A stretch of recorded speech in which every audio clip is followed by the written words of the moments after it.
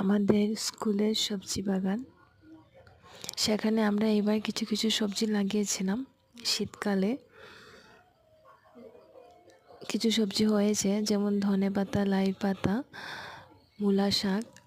এই যে বাচ্চাটি এখন একটা মূলা তুললো, অনেকটা বড়ই হয়েছে। আর তার সাথে আছে বেগুন, কিছু বেগুনও লাগানো হয়েছে, মটরশুঁটি, পেঁয়াজ, এগুলি বরবটি এখন অনেকটা ছোট, ভেন্ডি, লেডিস ফিঙ্গারও লাগানো হয়েছে।